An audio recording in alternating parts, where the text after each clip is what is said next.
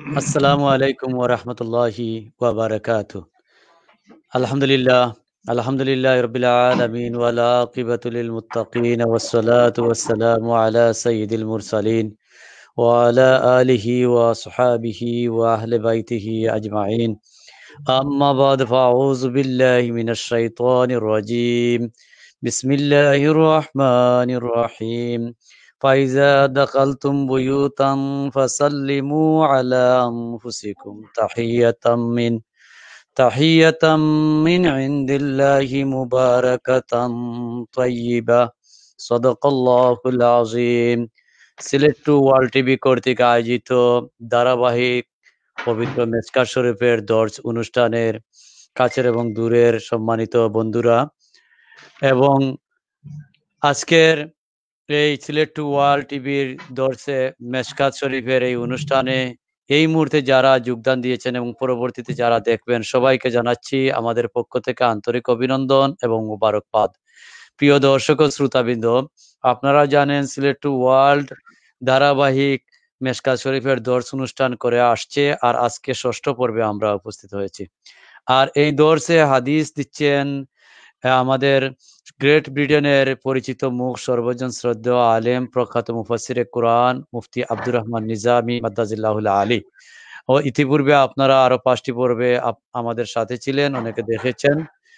আজকের এই অনুষ্ঠানে, মুবারক অনুষ্ঠানে আপনাদেরকে স্বাগত জানাচ্ছি। আপনারা জানেন কুরআন এবং হাদিসের আলোচনাই হচ্ছে এই পৃথিবীর সব আলোচনার শ্রেষ্ঠ আলোচনা।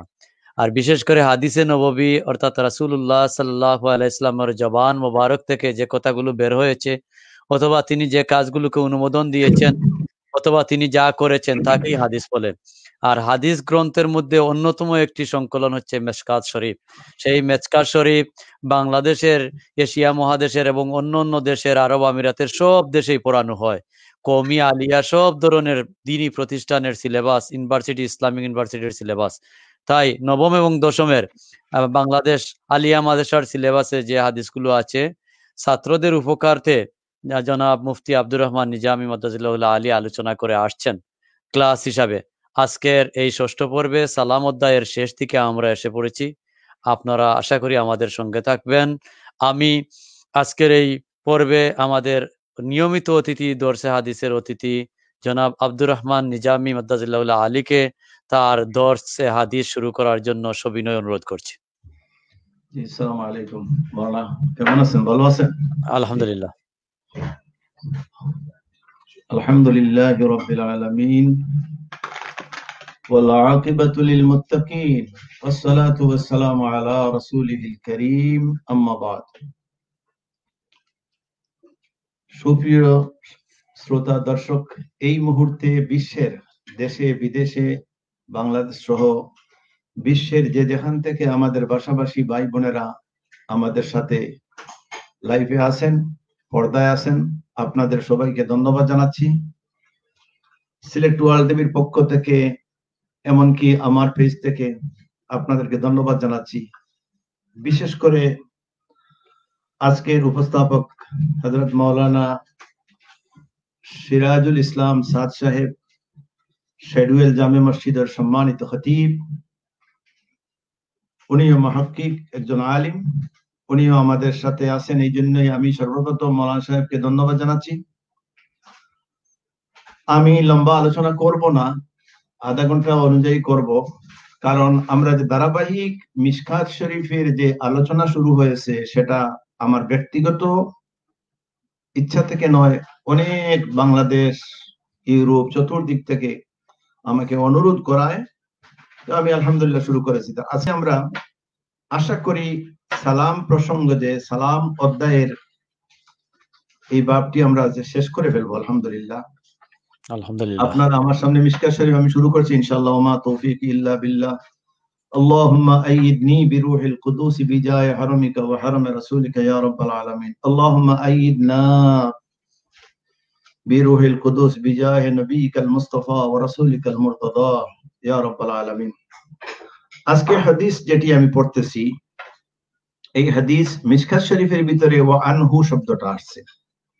ওয়া আনহু শব্দ যখন আসে, রাবি নামের পরিবর্তে তখন উপর উল্লেখিত রাবির নাম বলা হয়। এই জন্য এই হাদিসের রাবি হচ্ছেন হযরত যায়েদ ইবনে সাবিত রাদিয়াল্লাহু তাআলা। ওয়া আন যায়েদ ইবনে সাবিত রাদিয়াল্লাহু তাআলা আনহু قال আমারানি, আমি সাথে সাথে তরজমা করে যাচ্ছি।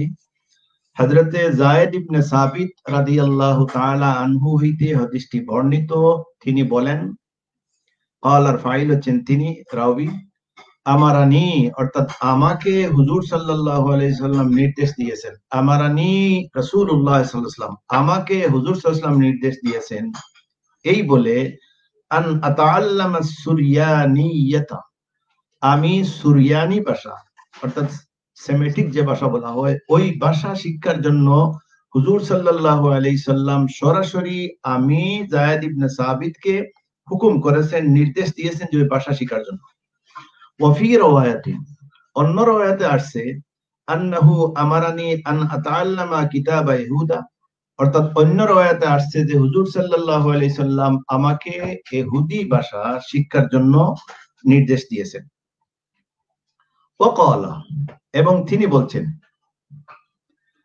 অর্থাৎ রাওয়ী যে হযরতে যায়েদ ইবনে সাবিত কালার ফাইল, তিনি বলছেন ওয়াকালা ইন্নী মা আমানু ইয়াহুদা আলা কিতাবি, তিনি বলছেন যে আমি ইহুদিদের লেখা ভাষা এটাকে আমি ভালোবাসি না, অর্থাৎ আমি তাদের উপর মা আমানা অর্থাৎ আমার কোনো আস্থা নেই এই ভাষার উপর বা এদের উপর আমার কোনো আস্থা নেই।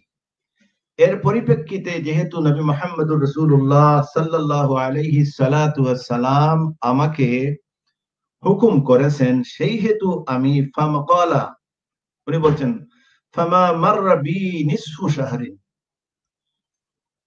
অর্থাৎ 15 দিন অর্ধেক মাস অতিক্রম হইতে না হইতেই হাত্তা তাআল্লামতু, সুবহানাল্লাহ, আমি ওই ভাষাগুলা শিখে নিলাম।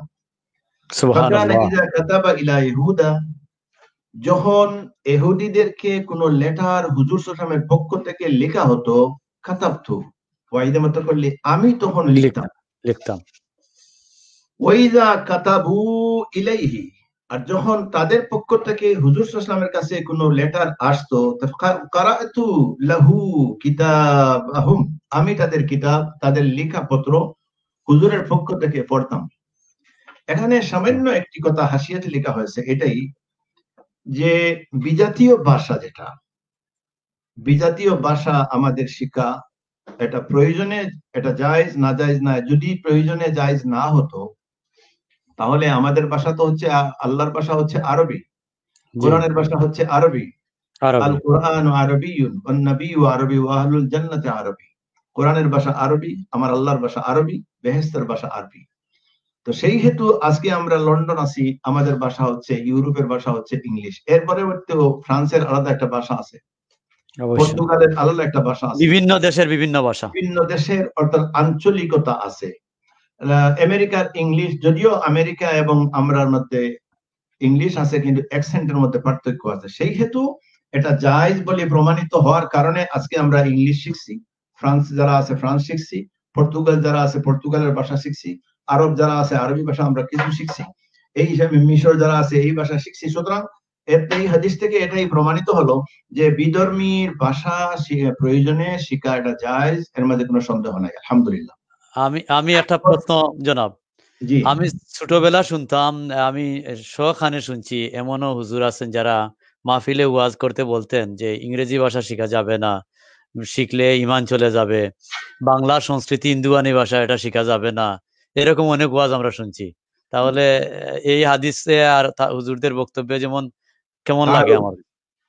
প্রশ্ন হচ্ছে, আমরা ছোটবেলায় আমি নিজেই শুনেছি মাওলানা সিরাজ সাহেব, আমিও শুনেছি যে লন্ডনে করে খাওয়া না জায়েজ নয়, কিন্তু আবার দেখা যায় এই লন্ডন এসে টেলিভিশনের ভিতরে ঢুকে তাদের জন্য জায়েজ হয়ে যায়। সুতরাং এটা হচ্ছে বেউসুল, ভিত্তিহীন, উসুল ছাড়া কোনো উসুল নাই, এই সমস্ত কথাবার্তায় ঠিক নয়। তাহলে হাদিস শরীফ থেকে আমরা প্রমাণিত হলো এই হাদিসটি তিরমিজি শরীফের হাদিস, এর মধ্যে কোনো সন্দেহ নাই। পরের হাদিসে আমরা চলে যাই।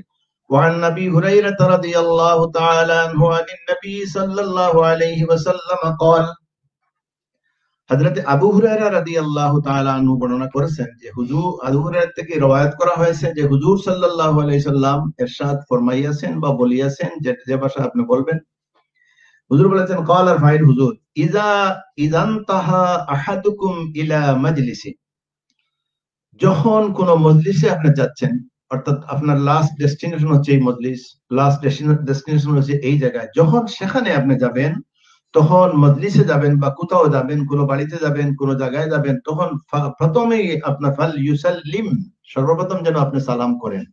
হুজুর বলেছেন সে যেন সালাম করে। সে যেখানে যাবে তার উদ্দেশ্য হচ্ছে আমি যাব আজকে schedule, as for example G schedule একটি ঘরে যাবে, এখানে যাওয়ার পর সে যেন সালাম করে। আমরা ইনশাআল্লাহ সামনের ভাবে সবকিছু আলোচনা হয়ে যাবে। সালাম করে ফাইন বাদা লাহু আন ইয়াজলিসা, যদি বসার প্রয়োজন হয় সে যেন বসে, ফাল ইউজলিস, সে যেন বসে। সুম্মা ইযা কামা, যখন সে আসার সময় হবে, ফাল ইউসাল্লিম, সে যেন সালাম করে বিদায় নিয়ে আসে। এটা খেয়াল রাখবেন আপনারা, সে যেন সালাম করে বিদায় নিয়ে আসবেন। অর্থাৎ অর্থাৎ অর্থাৎ কোন মজলিসে গেলে প্রথম কাজ সালাম হবে করে ঢুকতে সালাম হবে, করা, সালাম আবার শেষ হলে প্রথমে আবার সালাম করে আসতে হবে। বিদায় নিতে এটাই হবে। হচ্ছে এই হাদিসের শিক্ষা। হ্যাঁ, এরপরে রয়েছে ফালাইসাতিল উলা বিআহাক্ক মিনাল আখিরা, এই হাদিসে এটাই প্রমাণ করে না যে প্রথমের সালাম থেকে দ্বিতীয় সালাম অপেক্ষা উত্তম, এটা ঠিক নয়। কিন্তু কাহারো কাহারো মতে হাদিসের ব্যাখ্যা আসছে, মুহাদ্দিসিন কেরাম লিখেছেন কাহারো কাহারো মতে দ্বিতীয়বারের সালামটা যেহেতু বিদায়ী সালাম, সেই হেতু দ্বিতীয়বারের সালামটা হচ্ছে প্রথমবারের সালাম থেকে উত্তম। এই আজকে আমাদের এখানেই শেষ। এত পরের হাদিসটি আমি পড়ে নেই। وعنه وعن نبي هريرة رضي الله تعالى عنه أن رسول الله صلى الله عليه وسلم قال, হযরতে আবু হুরায়রা রাদিয়াল্লাহু তাআলা আনহু বর্ণনা করেছেন যে মদিনার নবী জনাবে রাসূলুল্লাহ সাল্লাল্লাহু আলাইহি সাল্লাম ইরশাদ করিয়াছেন, ফরমাইয়াছেন, বলিয়াছেন যে লা খায়রা ফিল জুলুস, কোনো ভালোই নাই, লা খায়রা, এর মধ্যে কোনো ভালোই নাই, ফিল জুলুসি, বসার মধ্যে, ফিত তুরুকাত, অর্থাৎ রাস্তার বসার মধ্যে কোনো ভালোই নেই, কোনো খায়ের নেই, রাস্তার বসার মধ্যে কোনো কল্যাণ নেই। এটা খেয়াল রাখবেন, আমরা আগের হাদিসে চলে গেছে, কল্যাণ নেই। হ্যাঁ, ইল্লা, পারমিশন আছে ওইগুলো মানুষের জন্য যারা লিমান হাদাস সাবিলা, যে সমস্ত মানুষ রাস্তা পথগুলা মানুষকে যারা রাস্তা দেখাই দেয়, তাদের জন্য রাস্তা বসা জওয়াজের ভিতরে আছে, জায়েজ আছে। ওয়ারাদ্দাত তাহিয়া, এবং সালামের জবাব দেওয়া। ওয়াগাদ্দাল বাসারা, চক্ষু বন্ধ করা। চক্ষু বন্ধ করার মানে আমি আগের হাদিসে আলোচনা করেছি যে খারাপ কাজের দিকে না চেয়ে, কোনো মহিলার দিকে না চেয়ে, অর্থাৎ কোনো খারাপ কাজ না করা, এই জন্য গাদ্দাল বাসার বলা হয়েছে। ও আনা আলাল হুমুলাতি, এটা কিন্তু আমাদের বাংলাদেশে নাই। মাওলানা সিরাজ সাহেব আপনি আমার সাথে একমত হবেন। ও আনা আলাল হুমুলাতি, হুজুর সাল্লাল্লাহু আলাইহি ওয়াসাল্লাম বলেছেন রাস্তায় বসতে পারবেন, কয়েকটি শর্ত আছে। প্রথম শর্ত হচ্ছে যে মানুষ, পথগুলা মানুষ রাস্তা হারিয়ে গেছে, আপনাকে জিজ্ঞাসা করছে, আপনি পাহাড়ের ভিতরে নিয়ে বেঁধে তার কাছ থেকে টাকা টুকা নেওয়া না, তাকে রাস্তা দেখিয়ে দেওয়ার জন্য। তাহিয়া, এবং সালামের জবাব দেওয়া। ওয়াগাদ্দাল বাসারা, এবং চক্ষু বন্ধ করা। ওয়া আনা আলাল হুমুলাতি, আলা আলাল হুমুলা হামাল, আল হামাল থেকে আসছে। এর মানে হচ্ছে যে একজন মানুষ যদি বোঝা বহন করে, বেশি বোঝা তার হাতে হয়, তাহলে তাকে সাহায্য করা। এটা কিন্তু আমাদের বাংলাদেশে নেই, এটা মুসলমানদের মধ্যে নেই, এটা কাফিরদের মধ্যে আছে। মাওলানা সিরাজ সাহেব আপনি যেহেতু ওই দেশে আছেন, এই দেশে আমি সবাইকে বলছি, এজ ফর এক্সাম্পল, আমরা যে দেশে আসি, যদিও ইহুদ নাসরার দেশ, কিন্তু তাদের খাসলতটা যেটা, এটা নিয়েছি আমরা, আর আমাদের খাসলতগুলো নিয়েছে তারা। আমি যদি আজকে রাস্তায় চলে আঠি, রাস্তায় যদি আঠি আর আমার হাতে ব্যাগ বেশি হয়, তাহলে পুরুষ হোক ইংলিশ বা মেয়ে হোক বলবে ক্যান আই হেল্প ইউ, আপনাকে সাহায্য করার প্রয়োজন আছে কি নাই। কিন্তু আমার দেশে সেটা নাই। এই জন্য হুজুর বলেছেন আপনি রাস্তায় যখন বসবেন, ও আনা আলাল হুমুলাতি, একজন মানুষ যদি বোঝা বহন করতে অসুবিধা দেখেন, তাহলে তাড়াতাড়ি তাকে সাহায্য করা। এর অর্থ নয় তার হাত থেকে ব্যাগ নিয়ে পালিয়ে যাওয়া, এটা তো আমাদের দেশের খাসলত। এই জন্যই এই হাদিসটি ফি শারহে সুন্নাহর ভিতরে আসছে। ওয়াযুকিরা হাদিসু আবি জুরাই ফি বাবি ফাদলিল সাদকা, এই হাদিসটি আবি জুরাইয়ের মধ্যে ফজলে সাদকার মধ্যে চলে আসছে। সুতরাং আমি আর এই বিষয়ে আলোচনা লম্বা করব না। তো বিনা প্রয়োজনে হাদিসের ব্যাখ্যা আপনারা যাদের কাছে আইনে মিশকাত, আমার সামনে আইনে মিশকাতের হাসিয়াতে দেখবেন, টিকাতে দেখবেন লেখা আছে, যাদের বিনা প্রয়োজনে রাস্তায় বসাটা অপরাধ। আর যদি এই শর্তগুলো পালন করে বসতে পারেন তাহলে সওয়াব হবে, আলহামদুলিল্লাহ। তাহলে নিষেধও আছে, সওয়াবও আছে।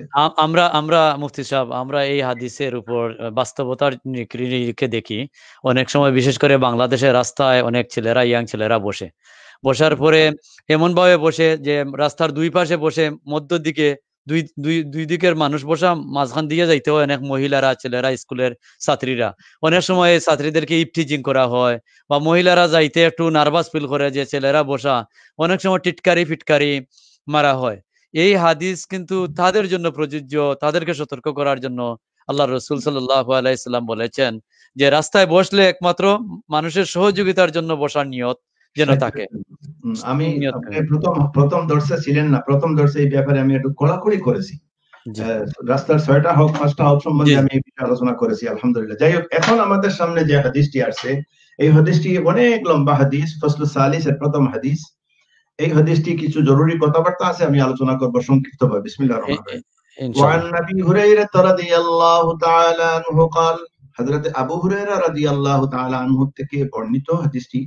قال رسول الله صلى الله عليه وسلم, হুজুর সাল্লাল্লাহু আলাইহি সাল্লাম ইরশাদ ফরমাইয়াছেন বা করিয়া বলিয়াছেন, লাম্মা খালাকাল্লাহু আদামা, আল্লাহ তাবারাকা ওয়া তাআলা যখন আমাদের মানব জাতির আদি পিতা হযরত আদম আলাইহিস সালামকে সৃষ্টি করলেন, ওয়া নাফাখা ফীহির রূহা, এবং রূহ নাফাখ করলেন, ফুঁক দিয়ে আদম আলাইহিস সালামের ভিতরে রূহ দিলেন। আপনি ওই দিন ছিলেন না, প্রবেশ যে করাইলেন। হযরত জিবরিল আলাইহিস সালাতু ওয়াস সালামকে আল্লাহ রাব্বুল আলামিন বললেন এক মুষ্টি মাটি আনার জন্য। এক মুষ্টি মাটির ওজন 40 মণ। সুবহানাল্লাহ বিহামদিহি। সুবহানাল্লাহ। জিবরিল আলাইহিস সালামের এক মুষ্টি মাটির ওজন হচ্ছে 40 মণ। এই 40 মণ মাটির দ্বারা হযরত আদম আলাইহিস সালামকে সৃষ্টি করেছেন আল্লাহ রাব্বুল আলামিন, এবং আল্লাহর নিজ হাতে সৃষ্টি করেছেন। এবং আমি ওই দিন বলেছি আদম আলাইহিস সালাম লম্বাই ছিলেন 60 হাত, এবং ওনার ছেলের কবর আমি নিজে দেখেছি, যে আমার হাতে 45 হাত লম্বা ওনার ছেলের কবর, আমি নিজে সুবহানাল্লাহ। দেখেছি। এবং সুবহানাল্লাহ। আদম আলাইহিস সালাতু ওয়াস সালামের মাজারের ব্যাপারে, যদিও মসজিদে খায়েফের ভিতরে প্রথমে ছিল, এখান থেকে নেওয়া হয়েছে, কিন্তু আমি ওনার ছেলের কবর জিয়ারত করেছি, এবং বিবি হাজরা আলাইহিমাস সালামের মা কবর শরীফও আমি জিয়ারত করেছি ইনশাআল্লাহুল আজিজ।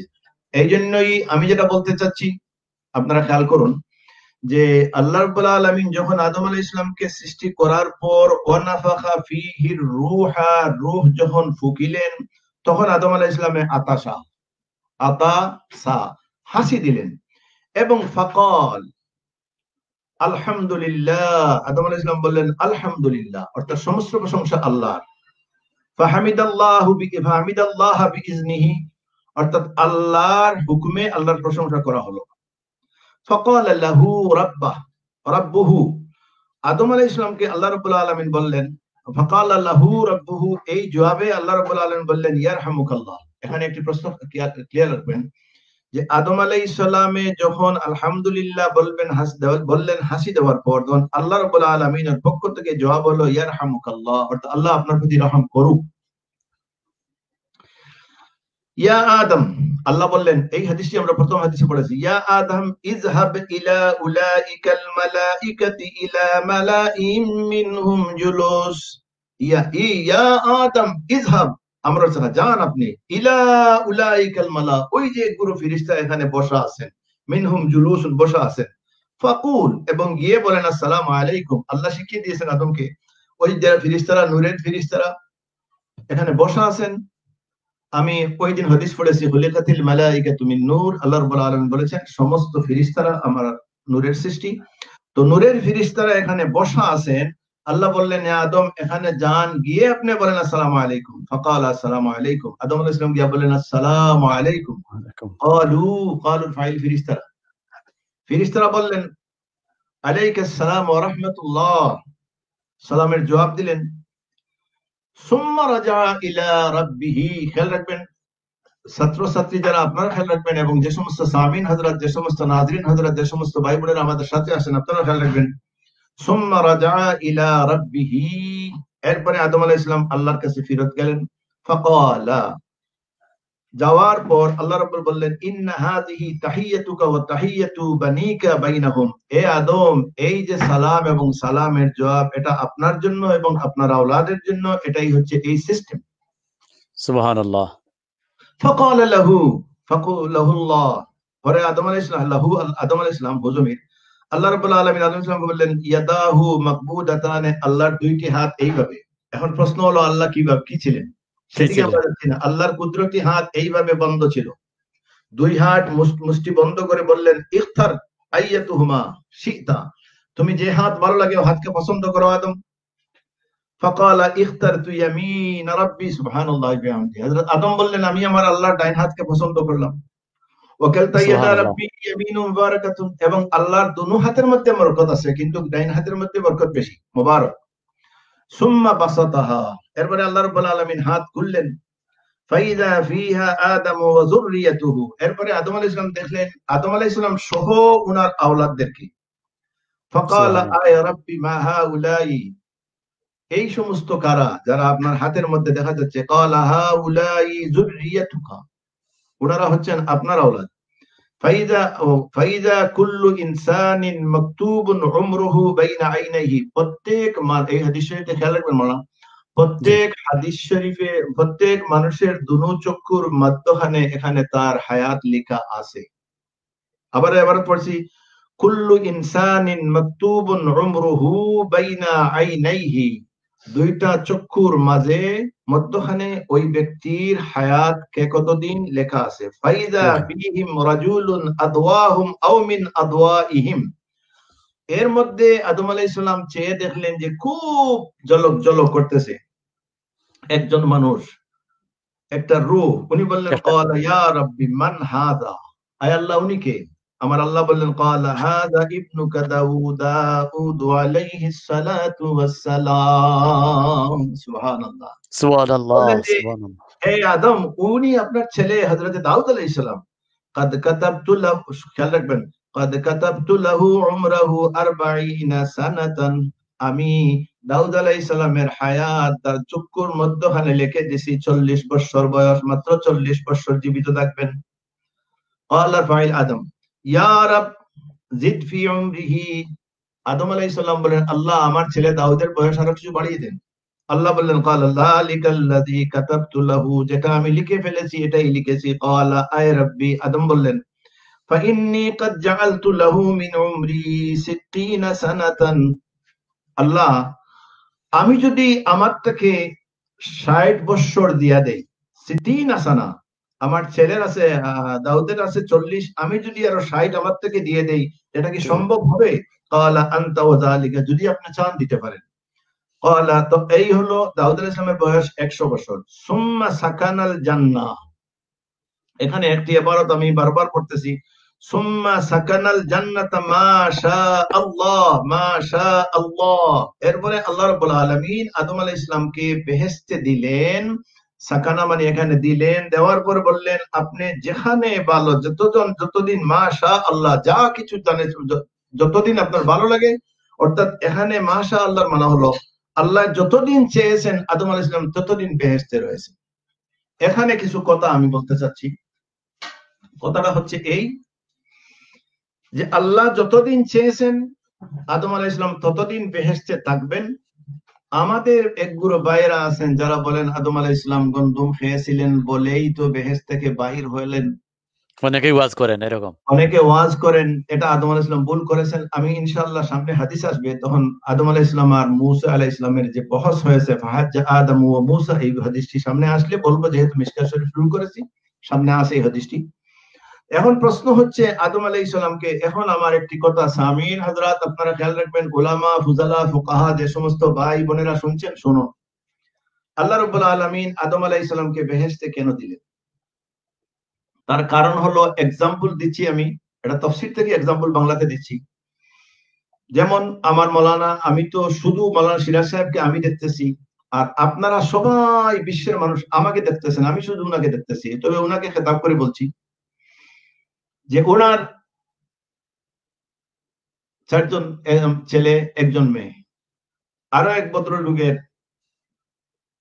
4 জন ছেলে 1 জন মেয়ে। তখন ওনার যে মেয়ে, সিরাজ সাহেবের মেয়ে ওই ভদ্রলোকের ছেলের কাছে বিয়ে দিবেন। এক্সাম্পলটা খেয়াল রাখবেন। তো উনি গেছেন বেআইর বাড়িতে। আমাদের দেশে যে আমাদের সিলেটে বেআই বলে বলা হয়, অন্য ডিস্ট্রিক্টে তো বেআই বলা হয়, তার তো ভাই কি। তো উনি গেছেন এখানে মেয়ের শ্বশুর বাড়ি। যাওয়ার পরে মেয়ের শ্বশুর বলছেন, ভাই সাহেব আপনি আসেন, এই রুমটায় আমি এবং আমার ওয়াইফ থাকি, এই রুমটায় আমার বড় ছেলে থাকেন, ওই রুমটায় আমার 2 নম্বর ছেলে থাকেন, ওই রুমে আমার 3 নম্বর ছেলে থাকেন, ওই রুমে অমুক থাকেন, আর ওই রুমটা সবচেয়ে সুন্দর রুম, সবচেয়ে ভালো রুম, কোয়ালিটির রুম।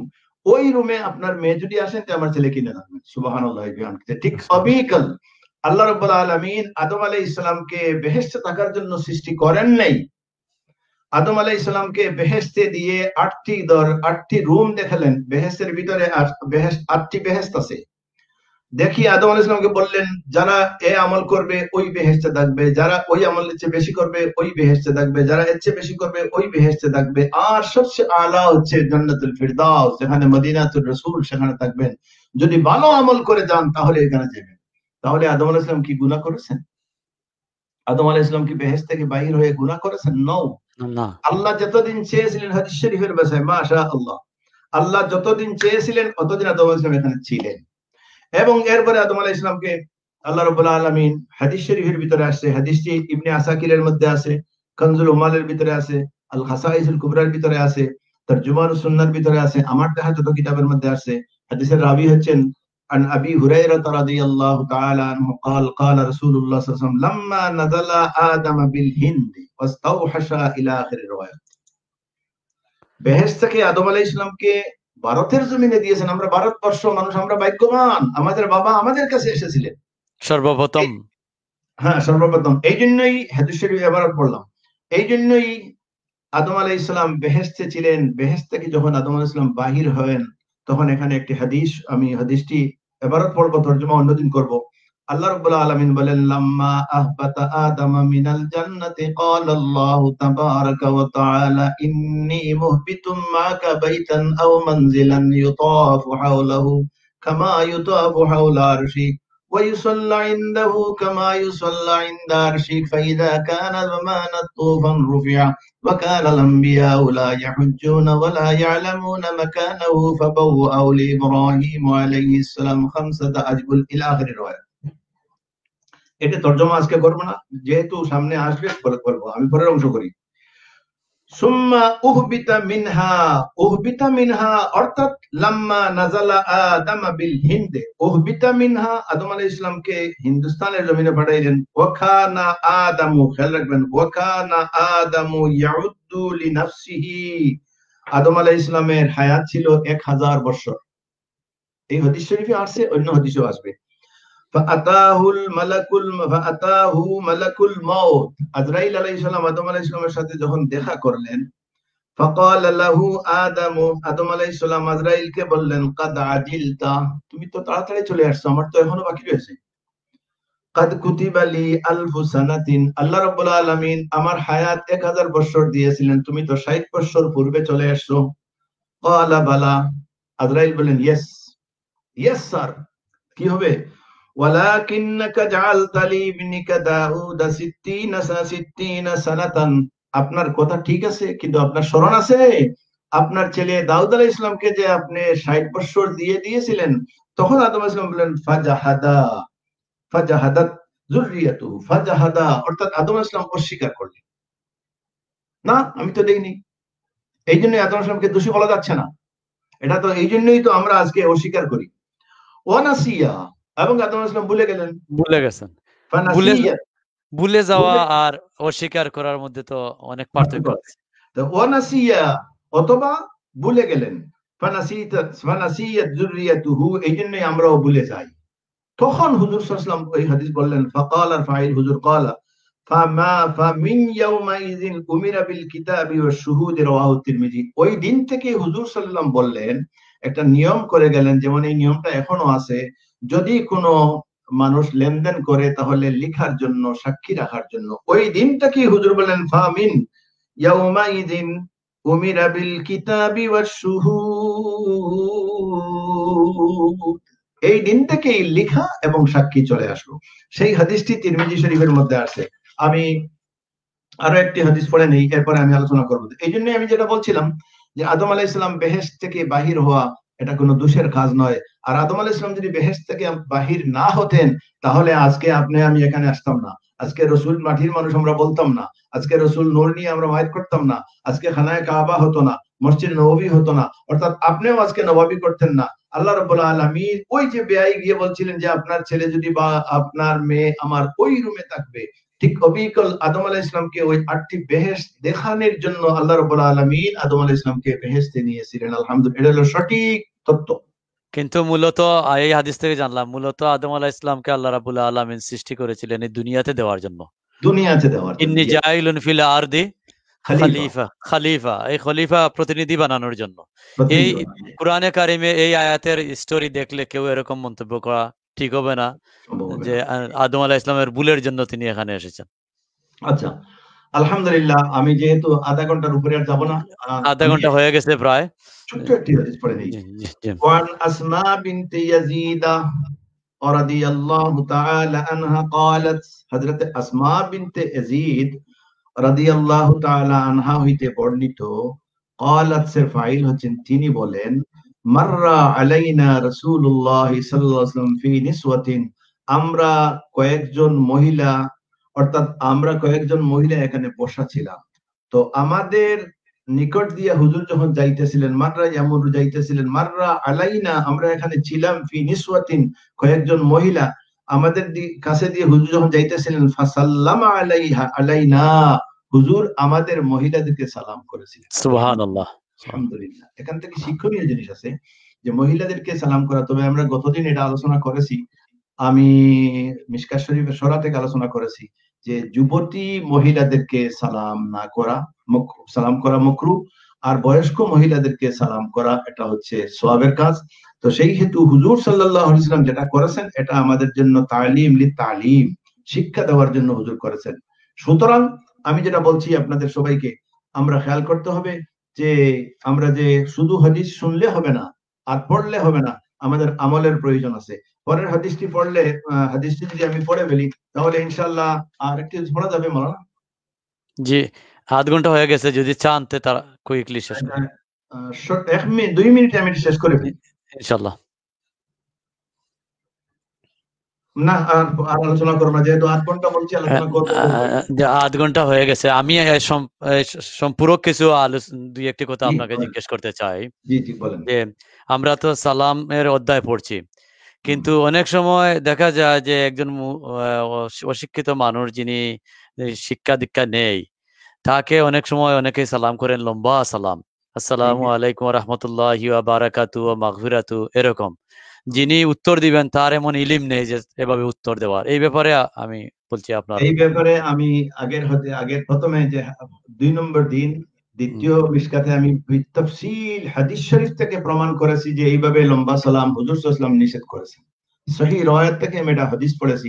তো এটা দেখেন, সালাম করাটা হচ্ছে সুন্নাত আর জবাব দেওয়া হচ্ছে ওয়াজিব। ওয়াজিব তরক করলে গুনাহ কবিরা হয়।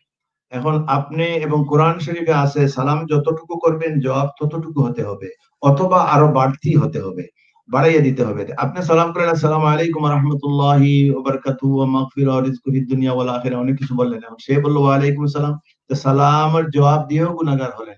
এই জন্য এইভাবে সালাম, আমি ওই দিন সারা আলোচনা করেছি, এইভাবে সালাম করা কখনো ঠিক নয়। বরং আপনি সালাম করবেন, এমন ভাবে সালাম করবেন, যদি একজন, আবার কিতাবের মধ্যে আসে, যদি একজন যিনি সালামের জবাব দেওয়ার মতো ক্ষমতা, একজন মুহাক্কিক আলিম এবং সুস্থ সময় তাকে ভালো অবস্থায় দেখেন, তাহলে আপনি যত শব্দ বাড়াইবেন 10 কি হবে, উনি জবাব দিবেন ততটুকু। আর যদি রাস্তাঘাটে যেভাবে আমাদেরকে সালাম দেওয়া হয়, এই সালাম থেকে বিরত থাকার জন্য আমি গতদিন কমপ্লিটলি জুড়ালো ভাষায় হাদিস শরীফ থেকে প্রমাণ করেছি যে এটা কখনো ঠিক নয়। আচ্ছা, আরেকটি বিষয়, আমরা অনেক সময় সালাম শুনি বা উত্তর দিতেও শুনি, আসসালামু আলাইকুম, আলাইকুম সালাম, এরকম ওয়ার্ড কতটুকু এটা সত্য? মোটেও ঠিক না। আসসালামু আলাইকুম, আসসালামু আলাইকুম, সালামু আলাইকুম, তুমি মরো। আলাইকুম সালাম, এটা আবার না, কি? আসসালাম, আমরা ওই বিষয়ে আলোচনা করেছি, লম্বা আলোচনা। আসসালামু আলাইকুম, ওয়া আলাইকুম আসসালাম বা ওয়া আলাইকুম সালাম দুনুকলে হবে। তো শুদ্ধ হচ্ছে ওয়া আলাইকুম আসসালাম। যদি আপনি এভাবে করেন, এটাই হচ্ছে যে আসসালামু আলাইকুম ওয়া আলাইকুম, এটা ঠিক নয়। কারণ মাশাআল্লাহ। আসসালামু আলাইকুম শব্দের অর্থ হইলো আপনি মরেন, আসসালামু আলাইকুম শব্দের অর্থ হইলো আপনারা মরেন। তো এই জন্যই এই হাদিসও আমরা চলে আসছে, আমরা হাদিস আলোচনা করেছি, ইনশাআল্লাহ এটা কখনো ঠিক নয়। আর যদি মাশাআল্লাহ, মাশাআল্লাহ, আপনার কাছ থেকে শুনে ফেলছি অনেক দর্শক আমাদের সাথে আছেন, আমাদেরকে মুবারকবাদ জানিয়েছেন। বিশেষ করে সবাই আমাকে বলছেন যে আজকের অনুষ্ঠান যেন দুয়ার মাধ্যমে শেষ হয়। জি, বিশেষ করে বিশ্ববাসী কঠিন সংকটের মুহূর্তে মাওলানা, আছে। জি, জি, আমরা সবাই, আমার কাছে বারবার একটা মেসেজ আসতেছে জি, যে আমি নাকি আমি প্রথমে এটা বলেছিলাম যে প্রত্যেকদিন মিশকাত শরীফের প্রথমে বলেছিলাম, কিন্তু সময় হয় না। মিশকাত শরীফের একটা সূরা আমি নিজে পড়বো, আপনার বাকিরা শুনবেন। তো আচ্ছা, এটা তো সময় হচ্ছে না। জি। আহ তবুও যদি আপনি ইজাজত দেন, না, আপনি করতে পারেন, অসুবিধা নাই যদি একটা চান। সূরা আমি পড়ে নেই, আপনারা জি, খালি শুনবেন। ইনশাআল্লাহ। আউযু বিল্লাহি মিনাশ শাইতানির রাজীম। বিসমিল্লাহির রহমানির রহিম। আলহামদুলিল্লাহি রাব্বিল আলামিন। আর রহমানির রহিম। মালিকি ইয়াউমিদ্দিন। إياك نعبد وإياك نستعين. اهدنا الصراط المستقيم، صراط الذين أنعمت عليهم غير المغضوب عليهم ولا الضالين.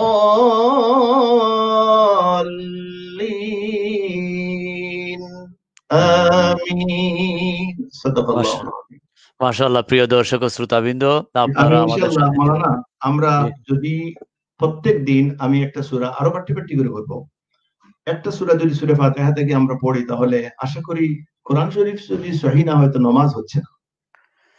ওয়ারাত্তিলিল কোরআন তারতিলা, কোরআন শরীফ যদি আমরা তারতিলের সহিত না পড়ি তাহলে নামাজ হবে না। এই জন্যই এটা আমাদের প্রথম জরুরি। তো সুতরাং এই আজকে যে সমস্ত ভাই বোন, যে আমার ছাত্রছাত্রী যারা, সবাইকে ধন্যবাদ জানাচ্ছি এবং মুখতসর দোয়া আমরা করে নিব ইনশাআল্লাহ। আপনি কিছু বলতে হলে বলতে পারেন ইনশাআল্লাহ। জি, প্রিয় দর্শক ও শ্রোতাবৃন্দ, আপনারা শুনছিলেন এতক্ষণ দর্শে মিশকাত। আর দর্শে মিশকাতের সালাম পর্বের বিভিন্ন হাদিস নিয়ে আলোচনা করে আজ ষষ্ঠ পর্বে এসেছেন এবং ষষ্ঠ পর্ব সমাপ্ত হয়েছে। আশা করি এই আলোচনা থেকে আমরা অনেক উপকৃত হব, সালাম বিষয়ে বিস্তারিত জানব এবং তা আমল করে বাস্তব জীবনে প্রয়োগ করব। এবং আজকে সুললিত কণ্ঠে সূরাতুল ফাতিহা তিলাওয়াত শুনেছেন। ইনশাআল্লাহ আগামী দর্শে হাদিসের প্রতিদিন শেষেই একটি সূরার তিলাওয়াত জনাব করবেন এবং তারপরে আমরা দোয়া করব। আজকের এই অনুষ্ঠানের শেষ পর্বে এসে সবাইকে ধন্যবাদ জানাচ্ছি। সবাই শেয়ার করে বন্ধু বান্ধবদেরকে জানিয়ে একটু আল্লাহ রসুলের এই হাদিসগুলো ছড়িয়ে দেন, ছিটিয়ে দেন, যাতে আগামী মঙ্গলবারে আমরা মিলাদ শরীফের শেষ পর্ব কিয়াম সম্বন্ধে আলোচনা করব। এই বাংলাদেশ টাইম রাত্রে 9টা। আমি সবাইকে বলবো, আমাদের দেশে তো শুধু ফিতনা কিয়াম নিয়ে, তো এই বিষয়ে আমি কমপ্লিট দলিল সহকারে আলোচনা করব যে আমরা কিয়াম কেন করি, এটা কি হযরত রাসূল করেছেন বা হাদিস শরীফে আছে কি নেই, এই বিষয়ে আমি কমপ্লিট আলোচনা করব ইনশাআল্লাহ আগামী মঙ্গলবার, লন্ডন টাইম 3টা, বাংলাদেশ টাইম রাত্রে 9টা। আবারও বলছি, আগামী মঙ্গলবার লন্ডন টাইম 3টা এবং বাংলাদেশ টাইম হচ্ছে রাত্রে 9টা। আপনি বলতে পারেন আবার। দোয়া আমরা ইনশাআল্লাহ আমরা মঙ্গলবারে আমরা সেই প্রোগ্রাম দেখার আমন্ত্রণ জানিয়ে আজকে হুজুরের দোয়ার মাধ্যমে এখানেই সমাপ্ত হবে। সাল্লাল্লাহু আলা সাইয়্যিদিনা سيدنا মাওলানা ومولانا মুহাম্মদ محمد ওয়া আলা وعلى আলিহি ওয়া آله সাহবিহি وأصحابه وسلم. بلغ العلا لا بكماله كشف الدجى بجماله حسنت حسنت جميع جميع خصاله. خصاله صلوا عليه صلوا عليه. وآله. اللهم آمين. اللهم ربنا تقبل منا وتقبل جمعتنا وجلستنا كما تقبلت من عبادك الصالحين. রব্বুল آمين আলামিন, আমাদেরকে কবুল আর মঞ্জুর করো আল্লাহ। آمين আল্লাহ আমাদের সবাইকে তুমি মাফ করে দাও। آمين বিশ্ব জুড়ে করোনা, আল্লাহ এই মুহূর্তে তুমি আমাদের প্রতি করুণা করো আল্লাহ। করোনা থেকে সরাইয়া আমাদেরকে করুণা করে আমাদের সবাইকে, তোমার آمين হাবিবের উম্মতদেরকে তুমি বাঁচিয়ে দাও আল্লাহ। আমিন রব্বুল আলামিন যারা করোনায় কবরবাসী হয়েছেন, তারা শহীদ হয়ে গেছেন, তাদের আত্মীয় স্বজন সবাইকে সবরে জামিল নসিব করো আল্লাহ। খাস করে আমিন পীর মুর্শিদি ওয়া মুর্শিদুনা আল্লামা সাহেব কিবলা রাহমাতুল্লাহ আলাইহির রহ মুবারক আমাদের প্রতি বর্ষ করে দাও আল্লাহ। আমিন আমিন রব্বুল আলামিন আমাদের গরিব দেশ বাংলাদেশের প্রতি খাস রহমতের ঝড় যেন বর্ষে আল্লাহ। আমিন রব্বুল আলামিন আমরা ওলি আল্লাহর দেশের মানুষ, আমাদের হযরতে শাহজালাল মুজাররদে এমনিশ 360 ওলিয়ার রূহ মুবারক আমাদের উপর খুশ করে দাও আল্লাহ। तमाम বেমারি থেকে শিফায়ে কামিলা আজিলা সালিমা নসিব করো আল্লাহ। আমিন সুবহান রাব্বিকা রাব্বিল ইজ্জাতি আম্মা ইয়াসিফুন ওয়া সালামুন আলাল মুরসালিন ওয়ালহামদুলিল্লাহি রাব্বিল আলামিন। আসসালামু আলাইকুম ওয়া রাহমাতুল্লাহ। هل لك سر عند الله بينك أنت وبين الله؟ هل لك صدقات تخفى لا يعلمها إلا الله؟